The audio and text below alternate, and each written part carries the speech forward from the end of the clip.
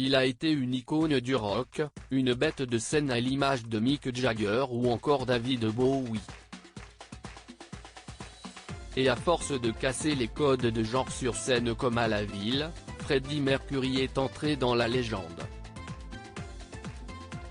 Mais à l'automne 1986, le tabloïd The Sun lui attribue des symptômes du sida. Le mythique chanteur du groupe Queen se sait cependant malade dès 1987. De 1990 à 1991, il enregistre ses ultimes prises avec son groupe. Les traces physiques de la maladie sont peu à peu décelables, notamment dans le clip de I Am Going Slightly Mad dans lequel il apparaît le visage émacié, fatigué et amaigri.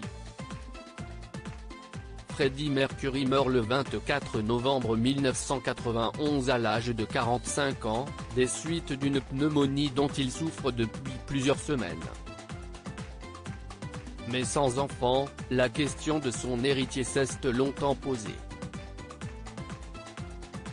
Pour Farouk Bulsara de son vrai nom, le choix était tout fait. Il a légué la moitié de son héritage à son ex-compagne de longue date, Mary Austin. Outre la moitié de la fortune de Freddie Mercury, elle se voit aussi léguer sa demeure géorgienne de Kensington, à Londres, un pourcentage sur les futures ventes de ses disques de l'artiste et des 4 derniers albums de Queen.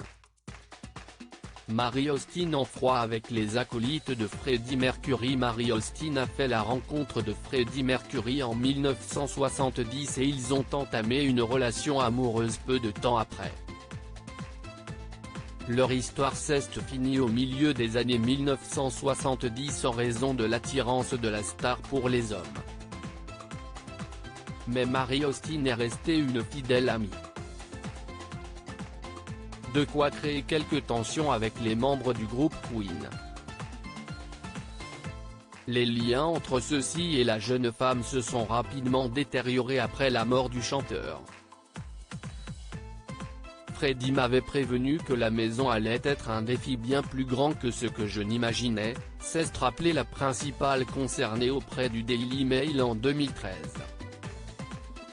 Je ne pense pas que les membres restants de Queen se soient jamais réconciliés avec cela.